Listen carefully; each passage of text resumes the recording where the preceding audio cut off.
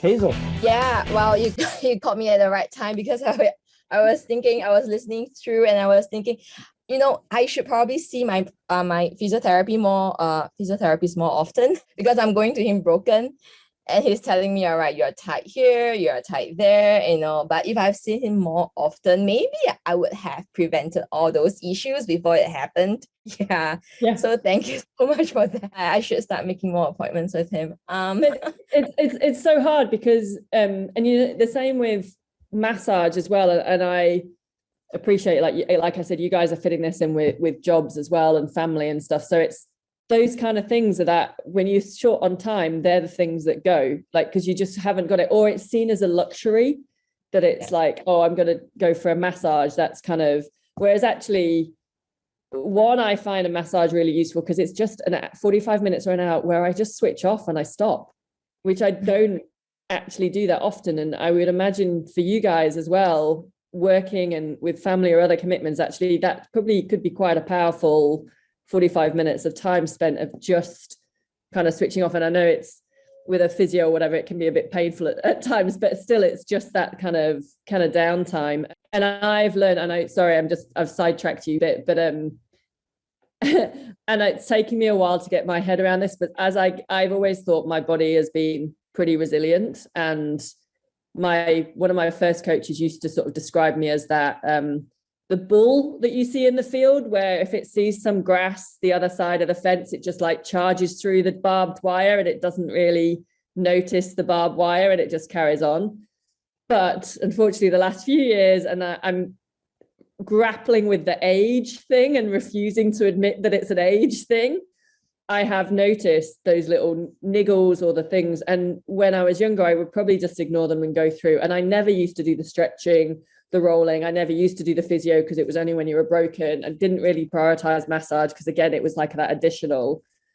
And I'm slowly starting to go, one, maybe I should have done all those years ago, but it's kind of, I didn't think I need to. And that's like, okay, I definitely need to commit to that this year. But anyway, sorry.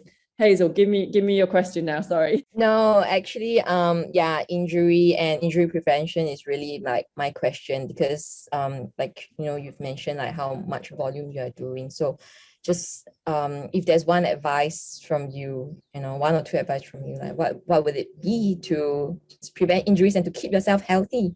And especially with, the viruses going on around. Yeah, it's hard at the moment, isn't it? It's really hard because however careful you are, sometimes things are out of our hands that we just can't help. But one thing that I think has been really valuable to me and why I was injury free for so long and so much of my career, and that was through playing. I used to play a lot of netball and hockey and team sports as well, was strength training.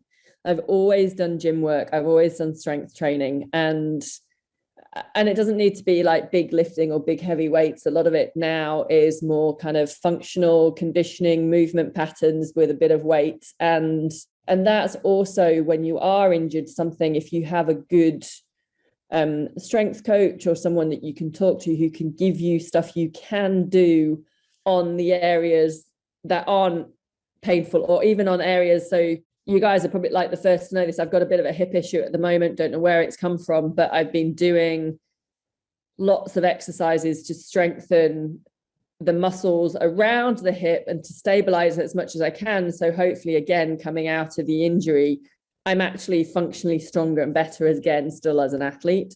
So I would say strength training has been really important from that. I think more and more, and again, I admit I'm not the best on this, is like I hate taking supplements from a nutritional point of view, partly because of all the drugs testing we go through and the anti-doping. And even if products say that they're tested and batch tested, like anyway, potentially just still open yourself up to a risk. So I kind of just went, I think you can get all the nutrients and stuff from normal food. I don't want to take that risk. But I would say on an injury prevention, like I am finding I look more and more to taking like collagen and stuff like that, and getting some whey protein in, and again, working with nutritionists on that sort of thing. But I think, I mean, ultimately, as an athlete, you know your body, and you know when it's like we're all likely to ignore the niggle because we just want to train through. We want to like just bash through that fence and carry on. And often that's fine and you can do that. But I think most of the time when you know something's really wrong, you get like a gut feeling that it's not right. So if I get a little ache or something and I'm like, yeah, that's fine, I'm just going to carry on. But then sometimes it's that like, there's just something not sitting well. And it's those things that are those red flags. And you go, I just need to back off, or I just need to speak to somebody now. I just need to take it down a notch for a couple of days.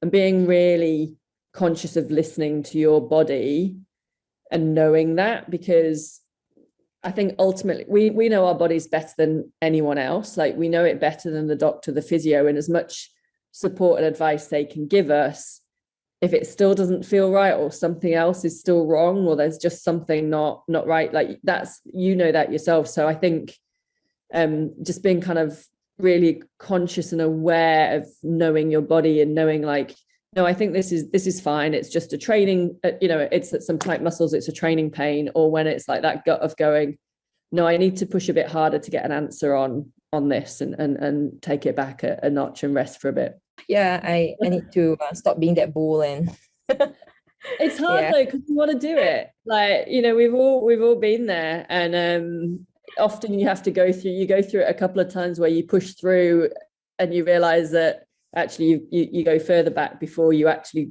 take that. So what are you struggling with at the moment, Hazel? My knee from the bike. And because of my knee from the bike, I got an arm issue. I got an elbow issue now from the swim. Yeah.